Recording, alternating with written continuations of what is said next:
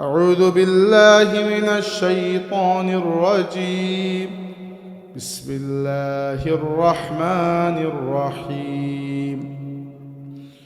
ومن يتق الله يجعل له مخرجا ويرزقه من حيث لا يحتسب ومن يتوكل على الله فهو حسبه إن الله بالغ أمره قد جعل الله لكل شيء قدرا صدق الله مولانا العظيم. আল্লাহর তাকওয়া অর্জন করে। তাকওয়া শব্দের অনেক ব্যাপক অর্থ, আপাতত আমি অর্থ করছি আল্লাহকে ভয় করা। যে ব্যক্তি আল্লাহকে ভয় করে, ওয়ামান ইয়াত্তাকিল্লাহ ইয়াজআল লাহু মাখরাজা, আল্লাহ তার জন্য একটা না একটা পথ বের করে দেন। মাখরাজ চিনেন নিশ্চয়ই। মাখরাজ হচ্ছে বের হওয়ার জায়গা। বড় বড় কোনো শপিং মলে বা এয়ারপোর্টে গেলে দেখবেন লেখা থাকে ইমার্জেন্সি এক্সিট। আগুন লাগলে যে পথ দিয়ে বের হবেন ওইটাকে বলা হয় মাখরাজ। আল্লাহ বলেছেন ওয়ামান ইয়াত্তাকিল্লাহ, যে আল্লাহকে ভয় করে, ইয়াজআল লাহু মাখরাজা, আল্লাহ তার জন্য একটা পথ বের করে দেন। ওয়া ইয়ারযুকহু, এবং তাকে রিজিক দান করেন। মিন হাইসু লা ইয়াহতাসিব, এমন জায়গা থেকে যেখান থেকে রিজিক পাওয়ার কথা সে কল্পনা করে নাই। ওয়া মান ইয়াতাওয়াক্কাল আলাল্লাহ, আর যে আল্লাহর উপর তাওয়াক্কুল করে, ভরসা করে, ফাহুয়া হাসবুহ, তার জন্য আল্লাহ যথেষ্ট। ইন্নাল্লাহা বালিগু আমরি, নিশ্চয়ই আল্লাহ তার কাজকে ঠিকঠাকভাবে আদায় করে দেবেন। কাদ জাআলাল্লাহু লিকুল্লি শাইইন কাদরা, তবে প্রত্যেকটা কাজ করার জন্য আল্লাহর একটা নির্দিষ্ট মাপকাঠি, একটা সময়সীমা আছে। হয়তো এখন আপনি খালি চাচ্ছেন আল্লাহ একটা মোটরসাইকেল দাও, মোটরসাইকেল দাও, মোটরসাইকেল দাও, আল্লাহ দিচ্ছেন না, আপনি চিন্তা করতেছেন এত দোয়া করি, কিন্তু হয়তো আপনার তাকদীরের মধ্যে বড় কোনো একটা দুর্ঘটনা লেখা। আল্লাহ পাক মোটরসাইকেল না দেওয়ার মাধ্যমে আল্লাহ আপনাকে সেই দুর্ঘটনা থেকে রক্ষা করে দিচ্ছেন। এই হচ্ছে এই আয়াতগুলোর লামসাম একটা অনুবাদ। দুই একটা জিনিস একটু ভেতরে প্রবেশ করি। প্রথমে এটা তো বুঝলাম আমরা, যে ব্যক্তি তাকওয়া অর্জন করে আল্লাহ তার জন্য একটা রাস্তা বের করে দেন। তাকওয়া কি আসলে? লম্বা চওড়া কথা বলবো না, শুধু একটা উদাহরণ দিই। আপনারা উমর ইবনে খাত্তাব রাদিয়াল্লাহু আনহুর নাম শুনেছেন, ইসলামের দ্বিতীয় খলিফা, আল্লাহর রাসূলের অত্যন্ত মায়ার সাহাবী। আরেকজন সাহাবীর নাম শুনে থাকবেন কেউ কেউ, উবাই ইবনে কাব। উবাই ইবনে কাব হচ্ছেন সেই ব্যক্তি যার ব্যাপারে আল্লাহ নবী বলেছেন আকরাউহুম উবাই, আমার পুরো উম্মতের মধ্যে সবচেয়ে ভালো কারি হচ্ছে উবাই। তার মানে কোরআনের এই পর্যায়ের পণ্ডিত তিনি ছিলেন যে আল্লাহর রাসূল তাকে বলেছেন আকরাউহুম, তোমাদের মধ্যে সবচেয়ে ভালো কিরাত জানে উবাই ইবনে কাব। উবাই ইবনে কাব রাদিয়াল্লাহু আনহু সেই ব্যক্তি যাকে রাসূলুল্লাহ সাল্লাল্লাহু আলাইহি ওয়াসাল্লাম বলেছেন যে উবাই, তুমি আমার কোরআন শরীফ তিলাওয়াত শুনো। উবাই ইবনে কাব জিজ্ঞেস করেছেন, ইয়া রাসূলুল্লাহ, আমি আপনার তিলাওয়াত শুনবো? কোরআন নাযিল হয়েছে আপনার উপরে, আমরা আপনার কাছ থেকে শুনে শুনে কোরআন শিখেছি। তখন রাসূলুল্লাহ সাল্লাল্লাহু আলাইহি ওয়াসাল্লাম বললেন, উবাই, আল্লাহ আমাকে আদেশ করেছেন যেন তোমাকে আমি কোরআন শরীফ তিলাওয়াত করে শোনাই। উবাই ইবনে কাব তো অবাক, ইয়া রাসূলুল্লাহ, আল্লাহু সাম্মানি, আল্লাহ আমার নাম ধরে জিজ্ঞেস করেছেন? আল্লাহ নবী বললেন, হ্যাঁ, আল্লাহ তোমার নাম ধরে আমাকে বলেছেন যে তোমাকে যেন কোরআন শরীফ শিখাই, শোনাই। চিন্তা করতে পারেন তো, এই পর্যায়ের দুর্জন মানুষের মধ্যে একটা কনভারসেশন। উমর রাদিয়াল্লাহু আনহু জিজ্ঞেস করলেন উবাইকে রাদিয়াল্লাহু আনহুকে যে উবাই, কোরআন শরীফে যে বারবার তাকওয়া তাকওয়া তাকওয়া বলা হয়েছে, তাকওয়া মানে কি, বা তাকওয়ার বৈশিষ্ট্য কিরকম, প্র্যাকটিক্যালি তাকওয়া কিভাবে অর্জন করব? উবাই ইবনে কাব রাদিয়াল্লাহু আনহু বললেন যে আমিরুল মুমিনিন, আপনি কি কখনো এমন কোনো রাস্তা দিয়ে হেঁটেছেন যে রাস্তায় অত্যন্ত কাঁটাওয়ালা কিছু গাছ? মরুভূমিতে যখন আপনি হাঁটবেন, যারা সৌদি আরবে গিয়েছেন বা থাকেন ওই সকল এলাকায়, তো মরুভূমিতে এক ধরনের ঝাড়ের মতো কাঁটাওয়ালা গাছ হয়, উট ওইগুলো খায়। তো উবাই ইবনে কাব জিজ্ঞেস করেছেন যে ওই ধরনের কাঁটাওয়ালা কোনো রাস্তা দিয়ে কখনো হেঁটেছেন? ওমর রাদিয়াল্লাহু আনহু বলেছেন, হ্যাঁ, অনেকবারই হেঁটেছি। জিজ্ঞেস করেছেন কিভাবে হেঁটেছেন বলেন আমাকে। ওমর বলেছেন যে আমি কাপড়টা উপরের দিকে একটু উঠিয়ে যেন কাপড়ের মধ্যে কাঁটা না বিঁধে খুব সতর্ক হয়ে পা ফেলেছি যেন পায়ের মধ্যে কাঁটা না বিঁধে। উবাই ইবনে কাব বললেন, এইরকম কণ্টকাপূর্ণ রাস্তায় যেরকম সতর্ক হয়ে আপনি হেঁটেছেন, দুনিয়ায় এরকম সতর্ক হয়ে চলার নাম হচ্ছে তাকওয়া অর্জন করা। কত সুন্দর উদাহরণ! দুনিয়ার মধ্যে কাঁটার অভাব নাই, দুনিয়ার মধ্যে মোহ আকর্ষণের অভাব নাই, কিন্তু চলতে হবে এই দুনিয়াতে। আসমানে গিয়ে তো আপনি চলতে পারবেন না, কিন্তু এই দুনিয়াতে থাকা অবস্থায় সতর্ক হয়ে প্রতিটা পদক্ষেপ অত্যন্ত সতর্কতার সাথে গ্রহণ করার নাম হচ্ছে তাকওয়া। আমরা পারি না এই তাকওয়া অর্জন করতে, কিন্তু পারার নিয়ত করতে হবে, তাই না? নাইলে ওয়াজ করার অর্থ কি? আপনাকে বলছি না, নিজেকেই বলছি, পারার নিয়ত করতে হবে। সম্মানিত হাজিরিন, শুকরিয়া। যেটি বলছিলাম যে এই হচ্ছে তাকওয়া। দ্বিতীয়ত হচ্ছে আলী রাদিয়াল্লাহু আনহু তাকওয়ার আরেকটা সংজ্ঞা দিয়েছেন। বলেছেন, ইসলামী শরীয়তের ফরজ বিধানগুলোকে আদায় করা আর হারাম থেকে বেঁচে থাকার নাম হচ্ছে তাকওয়া। কি জন্য বলেছেন জানেন? কারণ আসলে একজন মানুষ তিনটা ক্যাটাগরির মধ্যে যে কোনো একটা ক্যাটাগরিতে থাকতে পারে। যে ব্যক্তি জান্নাতে যাবে সে তিন ক্যাটাগরির মধ্যে যে কোনো এক ক্যাটাগরি। একেবারে নিচের লেভেলের ক্যাটাগরি হচ্ছে মুসলিম, এর উপরের লেভেলে হচ্ছে মুমিন, এর উপরের লেভেলে হচ্ছে মুত্তাকি অথবা মুহসিন। একই কথা, মুত্তাকি অথবা মুহসিন। মুসলিমকে, মুসলিম হচ্ছে যে ইসলামকে ধারণ করে পালন করে।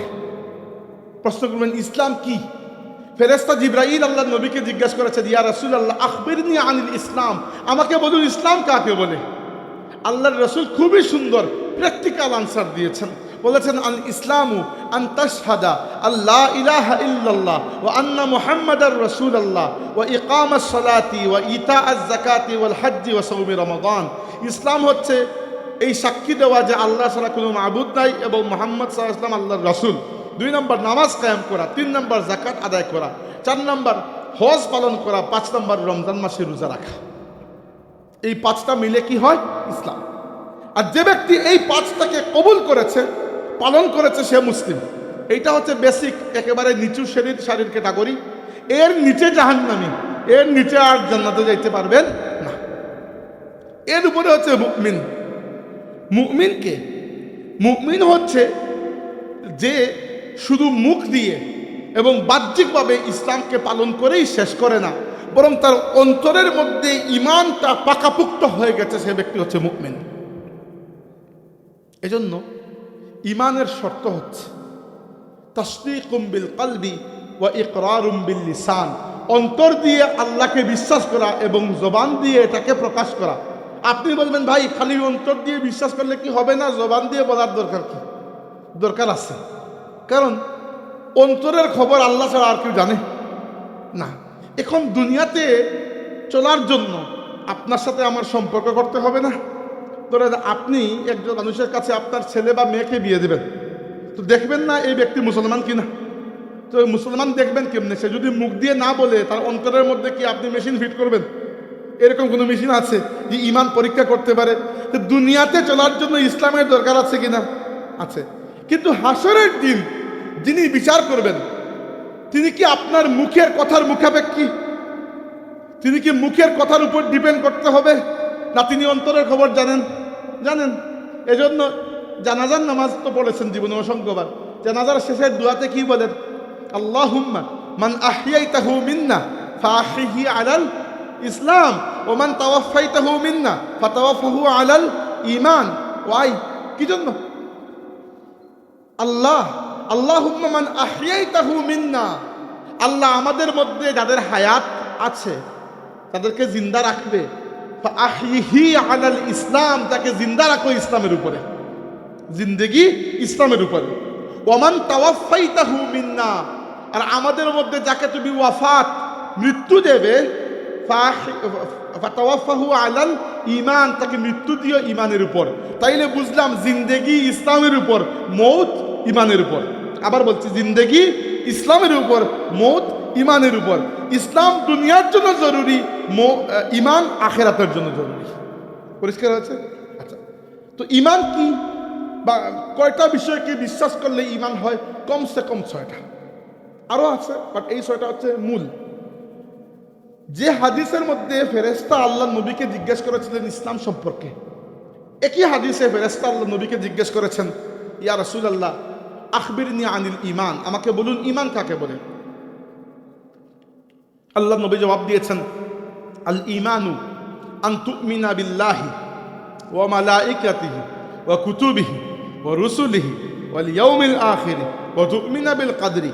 ঈমান হচ্ছে আল্লাহকে বিশ্বাস করা, ফেরেশতাকে বিশ্বাস করা, সমস্ত আসমানি কিতাবকে বিশ্বাস করা, সমস্ত নবী রাসূলকে বিশ্বাস করা, আখিরাতকে বিশ্বাস করা এবং তাকদীরকে বিশ্বাস করা। এই 6টি কমসে কম, এর নিচে কোনো ব্যক্তি মুমিন হতে পারবে না। তবে এর উপরেও আরো কিছু আছে, এবং সেই কিছু আহলে সুন্নাত ওয়াল জামাতের নিজস্ব আকীদা বিশ্বাস, যেগুলোর উপর আমরা বিশ্বাস করি বলে আমরা সুন্নি। কিন্তু এই যে 6টা, এগুলো সুন্নি নয়, শুধু প্রত্যেক মুসলমানেরই বিশ্বাস করতে হবে। বিষয়টা পরিষ্কার হচ্ছে? ওকে, তাহলে উপরের সারি 3 নম্বর ক্যাটাগরি, মুত্তাকি বা মুহসিন কারা। ফেরেশতা আল্লাহ নবীকে এটাও প্রশ্ন করেছেন, ইয়া রাসূলুল্লাহ আখবিরনি আনিল ইহসান, আমাকে বলুন ইহসান কাকে বলে। আল্লাহর রাসূল জবাব দিয়েছেন, ভালো করে শুনুন, আল ইহসানু আন তা'বুদাল্লাহা কাআন্নাকা তারাহু ফাইন লাম তাকুন তারাহু ফাইন্নাহু ইয়ারাকা। ইহসান হচ্ছে তুমি এমন ভাবে আল্লাহর ইবাদত করবে যেন নিজের চোখে আল্লাহকে দেখতে পাচ্ছ। সম্পর্ক বুঝতে পারতেছেন? দেখবেন না, কিন্তু মনে করবেন যেন দেখতে পারতেছেন।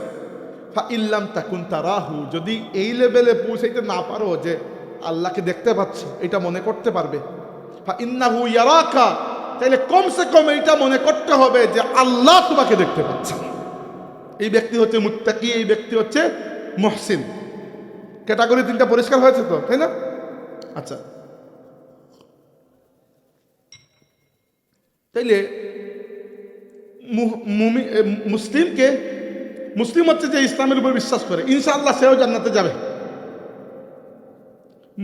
মুমিনকে, যার ঈমান পরিপূর্ণ হয়েছে, ইনশাআল্লাহ সেও জান্নাতে যাবে। ক্যাটাগরি হতে ভিন্ন ভিন্ন, কিন্তু জান্নাতে যাবে। আর মুত্তাকি বা মুহসিন, এদের ক্যাটাগরি আলাদা। আল্লাহ বলেছেন যে ওয়া উজলিফাতিল জান্নাতু লিল মুত্তাকিনা গায়রা বাঈদ, মুত্তাকিরা জান্নাতে যাবে না, জান্নাত মুত্তাকিদের দিকে নিজে এগিয়ে আসবে। তাহলে কি বুঝলাম আমরা? যে মুসলিম এবং মুমিন জান্নাতে যাবে। যে ব্যক্তির ঈমান কামিল, সে তো আলহামদুলিল্লাহ এমনিতে চলে যাবে। আর আমার মতো যারা অবস্থা খুবই টাইট, আমাদের লাগবে আল্লাহর রাসূলের শাফাআত, তবে যাবো ইনশাআল্লাহ। বিশ্বাস আছে তো?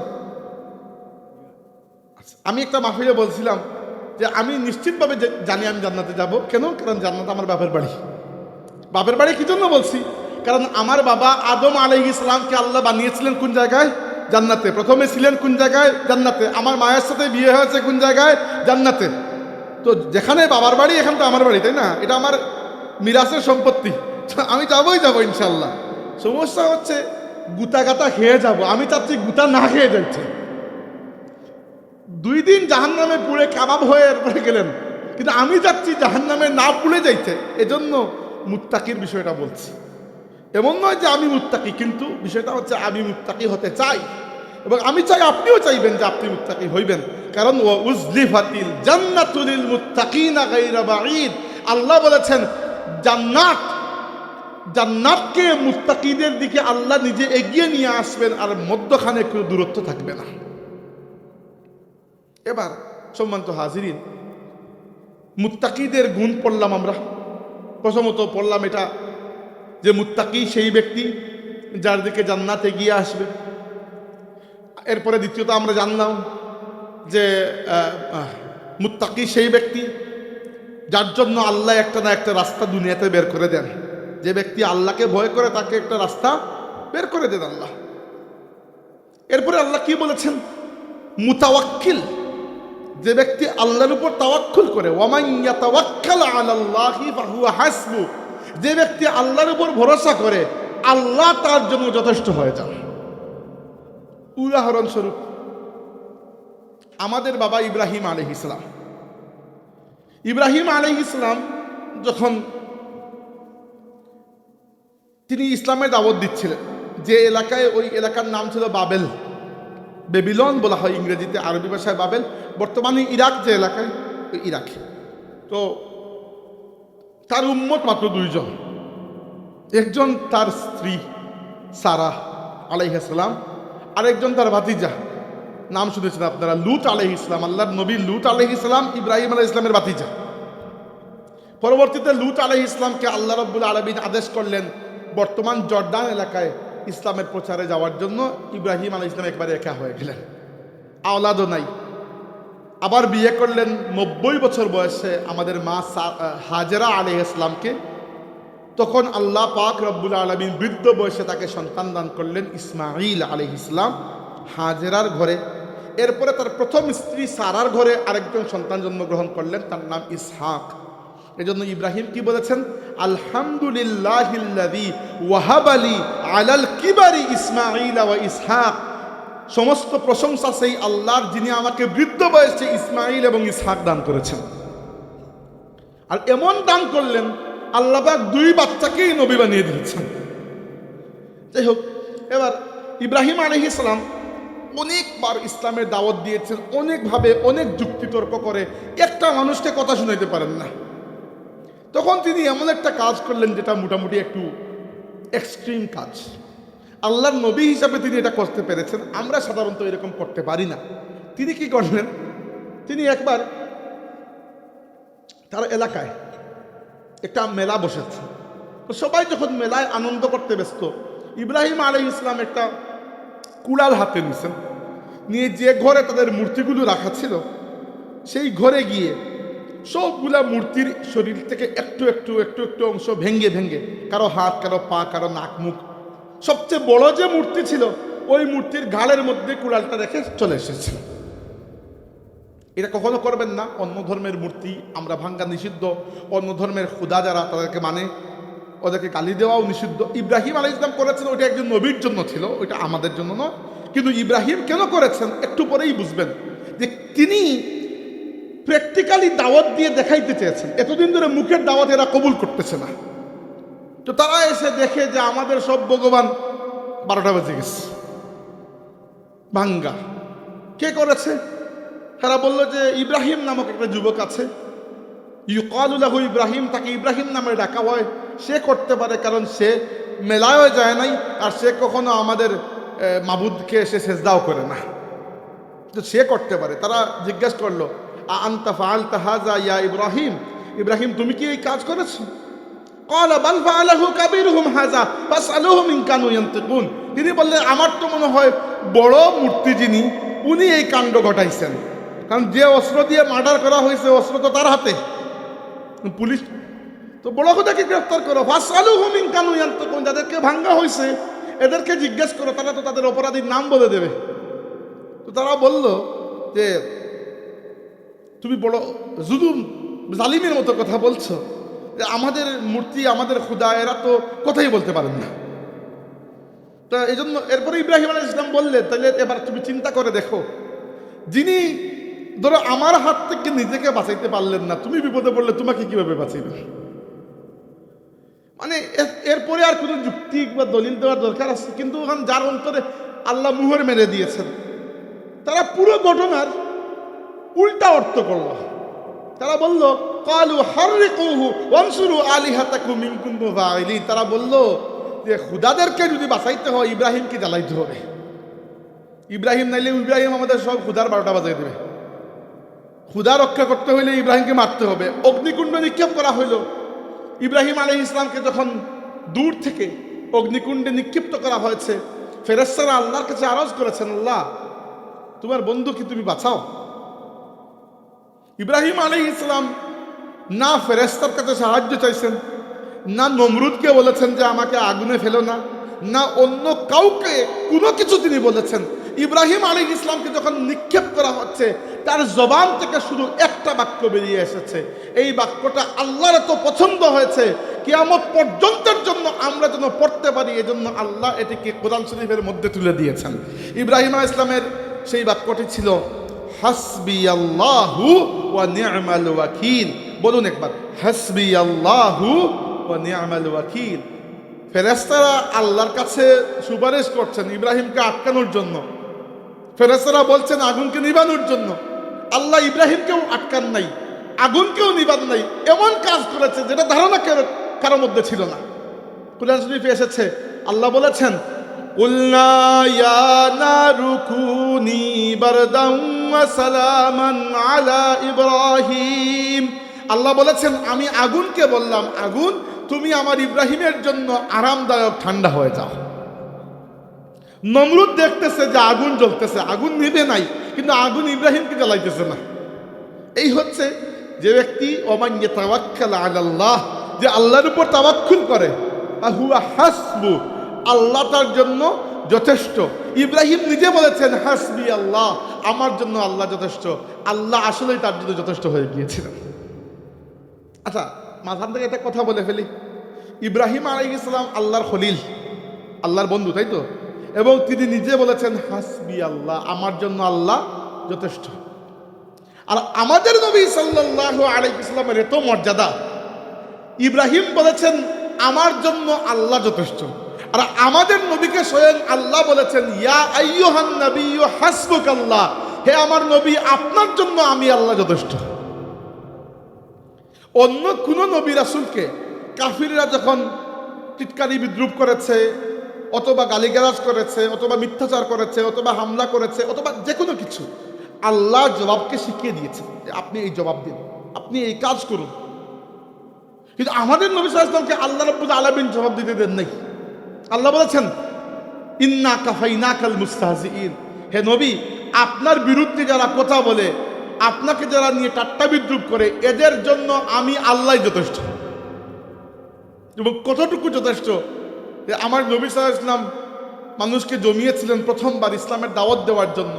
দাওয়াত দেওয়ার পরে আবু লাহাব আঙ্গুল তুলে বলেছিল তাব্বাল্লাকা ইয়া মুহাম্মদ আলিহাযা জামাআতানা, মুহাম্মদ তুমি ধ্বংস হও, এই জন্য কি তুমি আমাদেরকে জমিয়েছো ইসলামের কথা বলার জন্য?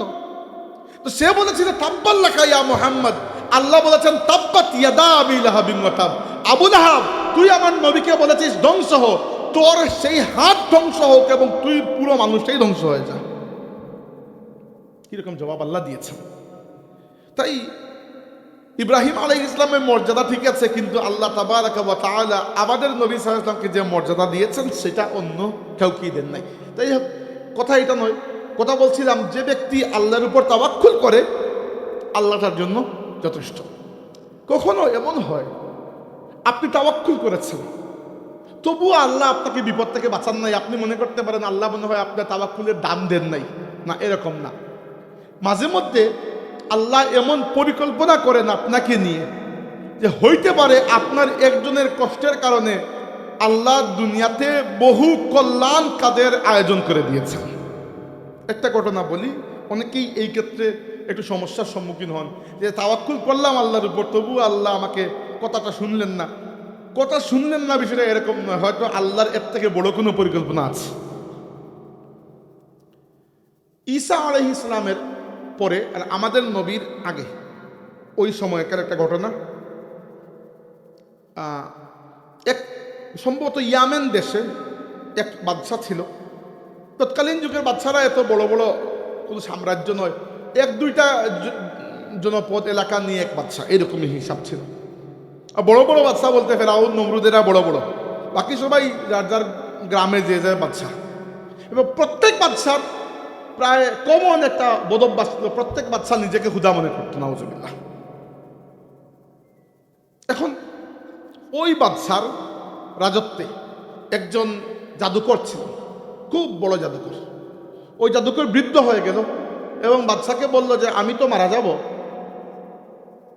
আমি মারা যাওয়ার আগে আমার বিদ্যা, কাউকে দিয়ে যেতে চাই, আপনি আপনার রাজত্বের মধ্যে সবচেয়ে মেধাবী যুবককে আমার কাছে দিন, আমি তাকে আমার বিদ্যাটি শিখিয়ে যাব। তো বাদশাহ খুঁজে পেতে তার এলাকার সবচেয়ে মেধাবী একটা তরুণকে ওই জাদুকরের কাছে পাঠাইলেন, যেন জাদুবিদ্যাটা সে শিখে রাখে। জাদুকর প্রত্যেক দিন যায়, ওই যে যুবক যায় জাদুকরের কাছে। একদিন যাওয়ার সময় সে দেখলো গাছের নিচে একটা লোক বসে আছে এবং কি জানি করছে। খুব আগ্রহ নিয়ে দেখলো যে আমাদের এলাকায় এরকম কাজ কেউ করে না, কি করছে। খানিকক্ষণ পরে ওই ব্যক্তি যখন কাজ শেষ করলেন, তখন ওই যুবক জিজ্ঞেস করলো, আপনি কি করছিলেন? তখন ওই ব্যক্তি বললেন যে আমি আল্লাহর ইবাদত করছিলাম। ওই যুবক কখনো এরকম শুনে নাই, কারণ তার এলাকার সবাই কাফির। যুবকের বড় ভালো লাগলো, যুবক খানিকক্ষণ বসলো। এরপর দিন থেকে যুবক প্রত্যেক দিন জাদুকরের কাছে যাওয়ার সময় ওই দরবেশের কাছে কিছু সময় বসে, এরপরে জাদুকরের কাছে যায়। আর ওই দরবেশ নবী ঈসা আলাইহিস সালামের উম্মত, মানে মুসলমান তিনি। তো দেখা যাচ্ছে এক সময় জাদুকরের কাছে যে সময়টা সে দেয় ওইটা কমে যাচ্ছে, আর দরবেশের কাছে সময়টা আস্তে আস্তে বেড়ে যাচ্ছে। এক সময় ওই যুবকটা ইসলাম কবুল করে ফেলল, আল্লাহ রাব্বুল আলামিনের ইবাদত করলো এবং আল্লাহর এক ওলির সংস্পর্শে আল্লাহ তাকে ওলি বানিয়ে দিলেন।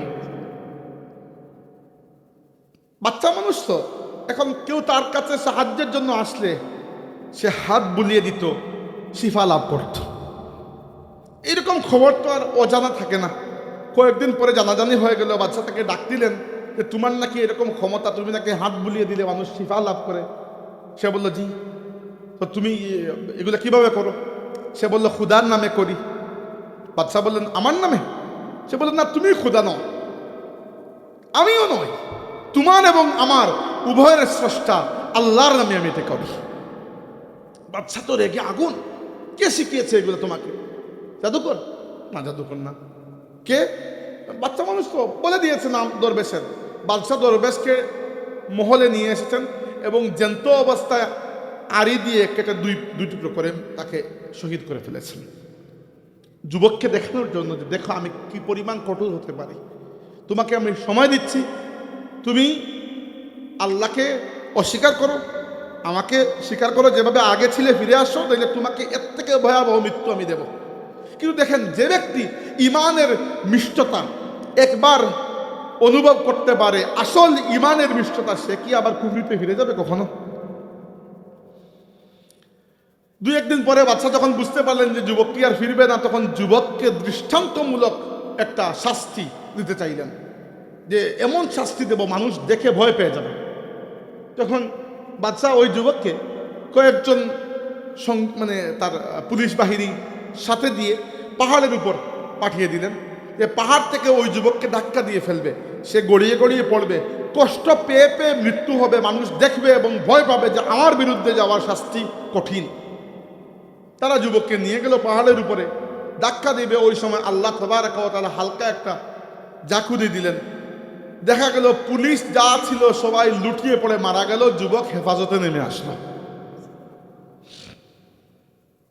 বাদশাহ আবার পাঠালেন, এবার কয়েকজন পুলিশকে দিয়ে কয়েকটা নৌকা দিয়ে সাগরের মধ্যখানে গিয়ে তার নৌকাটিকে ডুবিয়ে দিয়ে আসো।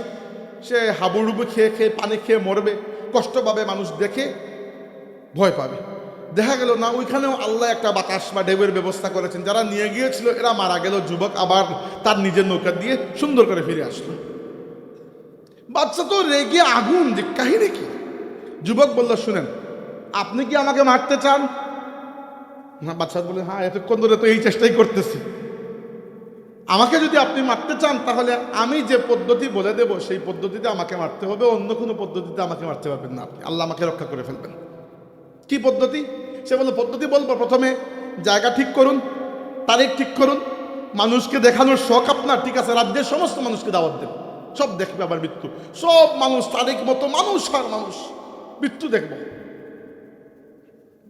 ইয়েতে মাঠে। তখন যুবক বাদশাকে বলল যে একটা তীর আপনি হাতে নিন, ধনুকের মধ্যে লাগান এবং আপনি বলুন বিসমি রব্বিল গোলাম, এই বাচ্চার রবের নামে আমি তীর মারলাম। বাচ্চা মারলেন, যুবকের কানের নিচ দিয়ে ঢুকলো, যুবক সাথে সাথে পড়ে শাহাদত বরণ করল। বাদশাহ মনে করলেন কাজ শেষ। যেই মাত্র মনে করলেন কাজ শেষ, সাথে সাথে তিনি লক্ষ্য করলেন যে উপস্থিত কয়েক হাজার মানুষ এক বাক্যে বলে উঠল, আমান্না বিরব্বিল গোলাম, আমরা এই যুবকের রবের উপর ঈমান নিয়ে আসলাম। একজনের কুরবানি কয়েক হাজার মানুষের ঈমানের ওসিলা হয়ে গেছে। বাদশাহ এদের সবাইকে ডাকলেন, ডেকে বললেন, এই মুহূর্তে ইসলাম ত্যাগ করো, নইলে এর থেকে ভয়াবহ শাস্তি তোমাদেরকে দেব। সেই নমরুদ যেরকম ইব্রাহিমের জন্য অগ্নিকুণ্ড বানিয়েছিল, বাদশাহ এরকম ভয়াবহ একটা অগ্নিকুণ্ড বানালেন এবং বললেন, যারা ইসলাম ত্যাগ করবে না অটোমেটিক যাও, চলে যাও জাহান ইয়েতে, আগুনে। হাজারো মানুষ একের পরে এক আগুনে গিয়ে পড়ল, একটা মানুষও ইসলাম ত্যাগ করে নাই। এক্সাক্ট এই ঘটনা কুরআন শরীফে আল্লাহ বলেছেন আমাদেরকে, কুতিলা আসহাবুল উখদুদিন নারি যাতিল ওয়াকুদ ইয হুম আলাইহা কুউদুন ওয়া হুম আলা মা ইয়াফআলুনা বিল মুমিনিনা শুহুদ ওয়া মা নাকামু মিনহুম ইল্লা আন ইউমিনু বিল্লাহিল আজিজিল হামিদ। সূরা বুরুজের মধ্যে এই পুরো ঘটনার কথা ইঙ্গিত দেওয়া হয়েছে। আপনারা তাফসীর পড়লে পুরো ঘটনা পেয়ে যাবেন। তার মানে ওই যুবক তো ভরসা করেছিল আল্লাহর উপরে। ইব্রাহিম আলাইহিস সালামকে আল্লাহ বাঁচিয়েছেন, যুবককে বাঁচান নাই।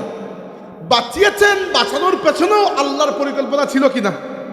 বাঁচান নাই, না বাঁচানোর পেছনেও আল্লাহর পরিকল্পনা ছিল কিনা? তার মানে হচ্ছে, মা আসাবা মিন মুসিবাতিন ইল্লা বিইজনিল্লাহ, কোনো মুসিবত আসে না সেইগুলা ব্যতীত যেগুলা আল্লাহ আমাদের তাকদীরের মধ্যে লিখে রেখেছেন।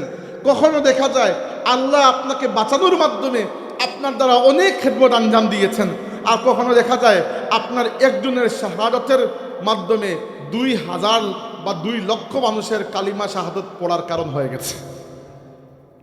সার্থক না এরকম মৃত্যু, মরতে তো হবে, সারা জিন্দগি তো আর বেঁচে থাকবেন না, কিন্তু কোনো মৃত্যু যদি দুনিয়াতে ফল নিয়ে আসে সেই মৃত্যু সার্থক। ফুলতলি সাহেব কিবলা রহমতুল্লাহি আলাইহির ইন্তেকালের 17 বছর শেষ হয়ে এবার 18 নম্বর বছরে পড়ল। এখন আমরা ফুলতলি সাহেবকে ভুলতে পারি নাই। শাহজালাল রহমতুল্লাহি আলাইহি বাংলাদেশে এসেছিলেন 1303 বা 4 খ্রিস্টাব্দে। আজকে 2026, এত বছরেও শাহজালাল রহমতুল্লাহ আলাইহিকে আমরা ভুলতে পারি না। কেন? এদের জীবনটাও সার্থক ছিল, এদের খেদমতও সার্থক, এদের মৃত্যুও সার্থক। এই জন্য মৃত্যুর পরে এদেরকে ইয়াদ করার মতো মানুষ দুনিয়াতে বাকি আছে। তাহলে কি বলছিলাম? দুটো জিনিস নিয়ে কথা বললাম। একটা হচ্ছে মুত্তাকি আর একটা হচ্ছে মুতাওয়াক্কিল। মুত্তাকি মানে যে তাকওয়া অর্জন করে, মুতাওয়াক্কিল মানে যে আল্লাহর উপর তাওয়াক্কুল করে। এখন সম্মানিত হাজিরিন, এই যে মুত্তাকি আর মুতাওয়াক্কিল, এগুলা তাকওয়া নিয়ে তো বলেছি, তাওয়াক্কুল নিয়ে একটু বলতে চাই। তাওয়াক্কুলের দরকারটা কি আসবে? দেখেন, আমাদের ঈমান আমাদের সবচেয়ে বড় দৌলত। সবচেয়ে বড় দৌলত না? আর কিছু দিয়ে জাহান্নাম থেকে বাঁচতে পারবেন? আর তো পারবেন তো, ঈমানই দৌলত। এবারে ঈমানের কিছু বৈশিষ্ট্য আছে, কিছু উপাদান আছে যেগুলো দিয়ে ঈমান পরিপূর্ণতা লাভ করে। এইগুলো ছাড়া ঈমান পরিপূর্ণ হবে না। আপনার কাছে মনে হইতে পারে এগুলো বিচ্ছিন্ন ঘটনা, বিচ্ছিন্ন নয়। এইগুলা ঈমানকে তাজা করে, এইগুলো না ছাড়া ঈমানের জোর কমে যায়। উদাহরণস্বরূপ, আল্লাহকে ভয় করা। আল্লাহকে ভয় করা ঈমানের লক্ষণ কিনা? 2 নম্বর, আল্লাহর শুকর আদায় করা। শুকর আদায় করা ঈমানের একটা অংশ। আল্লাহর উপর ভরসা, তাওয়াক্কুল রাখা, এটা ঈমানের একটা অংশ। আল্লাহকে মহব্বত করা ঈমানের একটা অংশ। আল্লাহর শাস্তিকে ভয় পাওয়া ঈমানের অংশ। আল্লাহর জাযাকে, জান্নাতকে তলব করা, চাওয়া ঈমানের অংশ। আল্লাহর নিদর্শনগুলোকে শ্রদ্ধা করা ঈমানের অংশ। আল্লাহর রাসূলকে তাজিম এবং মহব্বত করা ঈমানের অংশ। আল্লাহর কিতাবকে তাজিম এবং মহব্বত করা ঈমানের অংশ। ঈমান হচ্ছে এমন একটা সারমর্ম, জিস্ট, যেটা অনেকগুলো উপাদানের মাধ্যমে তৈরি হয়। যদি আপনি শুকর গুজার না হন তাহলে আপনার ঈমান কামিল হয় নাই। যদি আপনি মুতাওয়াক্কিল, আল্লাহর উপর তাওয়াক্কুলকারী না হন, আপনার ঈমান কামিল হয় নাই। যদি আপনি আল্লাহকে এমন মহব্বত না করেন যে মহব্বত অন্য কাউকে করেন না, ঈমান কামিল হবে না। যদি আপনি আল্লাহকে এমনভাবে ভয় না পান যেভাবে ভয় অন্য কাউকে না পাবেন, তাহলে ঈমান কামিল হবে না। এই সবগুলো উপাদান মিলিয়ে আপনার ঈমান গিয়ে কামিল হবে। ঈমান এত সহজ নয়, ঈমান বহুত কঠিন জিনিস। আল্লাহর রাসূলের অভ্যাস ছিল প্রত্যেক ফজরের নামাজের পরে পেছনের দিকে ফিরে বসতেন এবং সাহাবীদের কাছে গল্পগুজব করতেন, জিজ্ঞেস করতেন, তুমি কেমন আছো, রাত কেমন কাটলো, স্বপ্নে কি দেখলে, কে অসুস্থ, কে জিন্দা, কে মারা গেছে, ইত্যাদি এগুলা কথাবার্তা বলতেন ফজরের পরে বা ইশরাকের পরে। তো একদিন এক সাহাবীকে জিজ্ঞেস করলেন, কাইফা আসবাহতা, তোমার সকাল হয়েছে কিরকম? আমরা বলি না রাতে ঘুম কেমন হইল, তো আরবরাও এরকম জিজ্ঞেস করে, কাইফা আসবাহতা, তোমার সকাল কিভাবে হয়েছে? ওই সাহাবী জবাব দিলেন, আসবাহতু মুমিনান হাক্কান ইয়া রাসূলুল্লাহ, ইয়া রাসূলুল্লাহ, একজন প্রকৃত মুমিন হিসাবে আমার সকাল হয়েছে। অনেক বড় কথা, তাই না? খালি মুসলিম হিসাবে সকাল হয় নাই, মুমিন হিসাবেও না, প্রকৃত হক মুমিন হিসাবে অনেক বড় দাবি করে ফেলেছেন। বড় দাবি যেহেতু করেছেন, আল্লাহর রাসূল আবার জিজ্ঞেস করেছেন যে লিকুল্লি শাইইন হাকিকাতুন মা হাকিকাতু ঈমানুক, প্রত্যেক জিনিসের একটা হকিকত, একটা বৈশিষ্ট্য আছে। তোমার ইমানের রূপ কি, বৈশিষ্ট্য কি দিয়ে তুমি বুঝতে পেরেছো যে এত গাঢ় ইমানদার তুমি? ওই সাহাবী বললেন, ইয়া রাসূলুল্লাহ, কাআন্নী আনজুরু ইলাল জান্নাতি ওয়া আনজুরু ইলান নার, আমি যেন চোখ বুঝলে জান্নাত এবং জাহান্নামকে দেখতে পাচ্ছি। না, আখিরাতের প্রতি ঈমান এইরকম পাকাপুক্ত হয়েছে, চোখ বুঝলে ঈমান দেখতে, জান্নাত এবং জাহান্নাম দেখতে পাচ্ছেন। অথচ আমাদের অভ্যাস হয়েছে এরকম, আমি নিজের চোখে দেখেছি মানুষ জানাজা করে কবর দিতে যান, 3-4 জন কবর দিচ্ছেন, বাকিরা দাঁড়িয়ে গল্প করতেছে। আমি নিজের চোখে দেখেছি।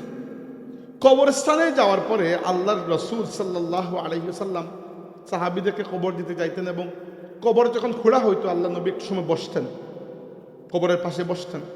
আর ওই সময় মৌতের এবং কবরের সংক্রান্ত বিভিন্ন হাদিস আছে না, ওই সময় আল্লাহ নবী ইসলাম এগুলা বলেছেন, কারণ ওই সময় আপনার মনের মধ্যে একটা ভাব, এটা ভয় কাজ করে।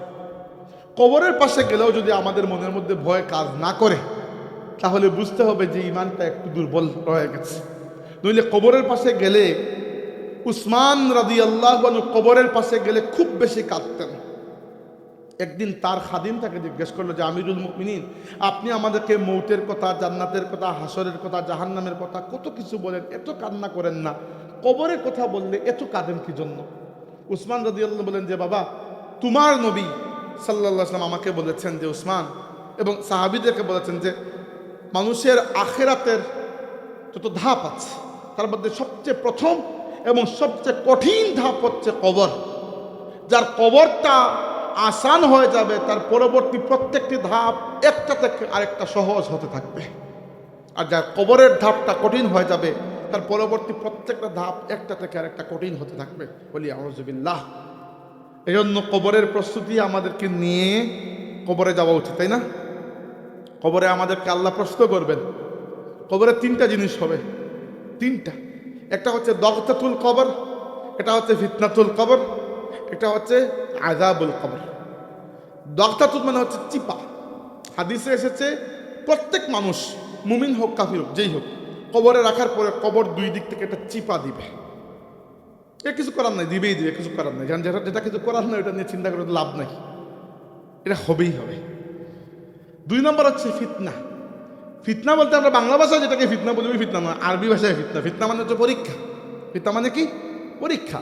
কবরে মানুষকে পরীক্ষা দেওয়া হবে। পরীক্ষার প্রশ্ন কয়টা? 3টা। কি কি? প্রথমটা হচ্ছে হাদিসে এসেছে, আল্লাহ নবী ইসলাম বলেছেন, যখন কবরে রাখা হবে মুর্দাকে, ফায়াতিয়ানে মালাকানে আসওয়াদানে ফায়ুজলিসানহি ফায়াকুলানে লাহু মান রাব্বুকা। কবরে রাখার পরে 2 জন ফেরেশতা আসবেন, অত্যন্ত ভয়াল দর্শন ফেরেশতা, দেখতে ভয় লাগবে। এদের নাম আমরা জানি, মুনকার এবং নাকির। তো এরা এসে কি করবেন? মুর্দাকে তুলে বসাবেন এবং জিজ্ঞেস করবেন, মান রাব্বুকা, তোমার রব কে? ফাকাল আল মুমিন, মুমিন জবাব দিবে, রাব্বি আল্লাহ, আমার রব আল্লাহ। কাফির আর মুনাফিক কি বলবে জানেন? কাফির আর মুনাফিক জবাব দিবে, হা হা লা আদরি, হায় রে হায়, আমি তো জানি না। আবার জিজ্ঞেস করবেন 2 নম্বর প্রশ্ন, মা দীনুকা, তোমার দিন কি? মুমিন জবাব দিবে, দীনি আল ইসলাম। কাফির জবাব দিবে, হা হা লা আদরি, হায় হায়, আমি তো জানি না। এরপরে জিজ্ঞেস করবেন নবী সম্পর্কে, আল্লাহর রাসূল সম্পর্কে। হয়তো আল্লাহ নবীকে দেখিয়ে জিজ্ঞেস করবেন যে উনি কে, অথবা জিজ্ঞেস করবেন যে তোমার নবীকে। যেভাবেই হোক না কেন, ভিন্ন ভিন্ন হাদিসের মধ্যে ভিন্ন ভিন্ন কথা আসছে, তবে প্রশ্নটা নবী সম্পর্কে। তো মুমিন তো জবাব দিয়ে দিবে, যে মুহাম্মদুর রাসূলুল্লাহ সাল্লাল্লাহু আলাইহি ওয়াসাল্লাম। কাফির বলবে, মুনাফিক বলবে লা আদরি, আমি জানি না। তো ফেরেশতারা আরেকটা প্রশ্ন করবেন, মুমিনকে জিজ্ঞেস করবেন 4 নম্বর প্রশ্ন, যে তুমি এইগুলার জবাব জানলে কিভাবে? মুমিন বলবে ক্বারাতু কিতাবাল্লাহ, আমি আল্লাহর কিতাব পড়েছি এবং আল্লাহর কোরআনের মধ্যে এগুলার জবাব আমি পেয়েছি। আর কাফিরকে আর কোনো প্রশ্ন করবেন না, শুধু সত্যায়ন করবেন। কাফির বলবে তো লা আদরি, আমি জানি না। ফেরেশতারা বলবেন লা দারাইতা, আসলেই তুমি জানো না। ওয়ালা তালাইতা, এবং তুমি তিলাওয়াতও করো নাই। তুমি যদি কোরআন তিলাওয়াত করতে কখনো, তাহলে তুমি জানতে পারতে। এরপরে আল্লাহর পক্ষ থেকে বলা হবে যে মুমিনের জন্য আফরিশু লাহু ফিরাশাল জান্নাতি, আর কাফিরের জন্য আফরিশু লাহু ফিরাশান নার। মুমিনের জন্য কবরকে জান্নাতের বিছানা বানিয়ে দাও, কাফিরের জন্য কবরকে জাহান্নামের বিছানা বানিয়ে দাও। তাইলে বোঝা গেল যে কবরের এই প্রশ্নগুলোর জবাব দেওয়া, এবং আমাদের কি পাগড়ি আছে কয়টা? ইয়া, সবগুলো আমার উপরে। পরের মৌলানা পাগড়ি দিলেন, এটা তো ভালো হইতো। আচ্ছা, তাহলে আমি শেষ করে ফেলছি 5 মিনিট। যেটি বলছিলাম যে তাকওয়া এবং তাওয়াক্কুল আল্লাহর উপরে। এবার তাওয়াক্কুলের আরো একটা প্রয়োজনীয়তা বলে শেষ করব। আমি মানুষকে অস্থিরতা করতে দেখেছি। আমি নিজেই অস্থির মানুষ কিছুটা, আমার মধ্যে সবর কম, কিন্তু অস্থিরতার একটা লেভেল আছে। এই দুনিয়াতে মুমিন যেরকম শান্তিতে থাকতে পারে, কাফির সেরকম মানসিকভাবে শান্তিতে থাকতে পারে না, নাস্তিক সেরকম মানসিক শান্তিতে থাকতে পারে না। কি জন্য? ধরেন একজন মুমিন মুসলমান যে আল্লাহকে বিশ্বাস করে, তার যদি এই দুনিয়ার জীবনে কোনো কষ্ট, কোনো আফসোস বাকি রয়ে যায়, অথবা কোনো ব্যথা মনের মধ্যে রেখে সে দুনিয়া থেকে বিদায় নেন, অথবা আচানক আল্লাহ তার প্রিয় কাউকে কেড়ে নেন, তাহলে প্রত্যেকটা মুমিন এটা বিশ্বাস করে যে আল্লাহ যেহেতু কেড়ে নিয়েছেন, আল্লাহ ওই জাহানে আমাকে বহুত বড় বদলা দিয়ে দেবেন, তাই না? এটা তো বিশ্বাস করে। কিন্তু আমি নিজের চোখে দেখেছি বহু মানুষ এরকম, বিশ্ববিদ্যালয়ে দেখেছি, বর্তমানে ইউরোপেও দেখছি, যারা আল্লাহতে বিশ্বাসী নয়, নাস্তিক, এথিয়াস্ট, এরা চরম অশান্তিতে ভুগে। কারণ এদের আর পরকাল বলে কিছু নাই, এই দুনিয়াই দুনিয়া। এখন দুনিয়া যদি খাইতে পারে মাশাআল্লাহ, না খাইতে পারলে অশান্তির সীমা নাই। বুঝতে পেরেছেন? ধরেন একটা বাচ্চা, একটা বাবার ছোট্ট বাচ্চা মারা গেল, ছোট্ট বাচ্চা, কষ্টের সীমা নাই। কিন্তু এরপরও মুমিন হলে তাওয়াক্কুল, ভরসা আল্লাহর উপরে থাকার কারণে মানসিকভাবে সে শান্তি পাবে যে আল্লাহ আমার বাচ্চাকে নিয়ে গেছেন, ঠিক আছে, কিন্তু আল্লাহর নবী বলেছেন যে ছোট্ট বাচ্চা যারা মারা যায়, কিয়ামতের দিন নিজের মা বাবার জন্য আল্লাহর কাছে সুপারিশ করে। শুধু সুপারিশ যে করে তা নয়, নিজের মা বাবাকে না নিয়ে এই বাচ্চারা জান্নাতে যায় না। তো এইটা চিন্তা করে মুমিন ব্যক্তি শান্তি পেতে পারে, তাই না?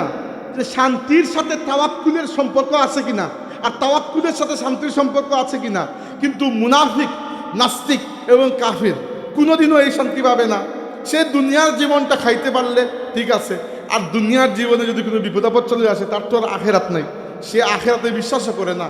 অতএব তার অশান্তির কোনো সীমা নাই। আমি বিভিন্ন মানুষকে অশান্তি করতে দেখেছি, আমি বিভিন্ন ধর্মহীন মানুষকে খুব সহজে নিজের জীবন শেষ করে আত্মহত্যা করার কথাও শুনেছি। শিক্ষিত মানুষ হুট করে আত্মহত্যা করে ফেলে। কি জন্য জানেন? আল্লাহর উপর তাওয়াক্কুল নাই, ভবিষ্যতে এই সিচুয়েশন পরিবর্তন হবে এই বিশ্বাস নাই, আল্লাহর রহমতের উপর ভরসা নাই, আল্লাহর দানের উপর ভরসা নাই, আল্লাহ যে একটা নিলে তার চাইতে বেশি বড় করে ফিরিয়ে দেন এইটার উপর ভরসা নাই। তাওয়াক্কুল না থাকার কারণে দুনিয়ার জীবনটা অশান্তিতে পরিপূর্ণ হয়ে গেছে। তাই তাওয়াক্কুল শুধুমাত্র ইমানের জন্য যে জরুরি তা নয়, ইমানের জন্য, আখিরাতের জন্য তো অবশ্যই জরুরি। তাওয়াক্কুল আপনার দুনিয়ার জীবনের শান্তির জন্য জরুরি। এজন্য আল্লাহর কাছে সবসময় দোয়া করবেন যে আল্লাহ যেন আমাদেরকে তাকওয়া এবং তাওয়াক্কুল দান করেন। আশা করি তাকওয়া এবং তাওয়াক্কুল কি এবং এগুলোর গুরুত্ব কি বুঝতে পেরেছেন। আল্লাহ পাক আমাদের বসা এবং শোনাকে কবুল করুন। ও আখিরু দাওয়ানা আনিল হামদুলিল্লাহি রাব্বিল আলামিন।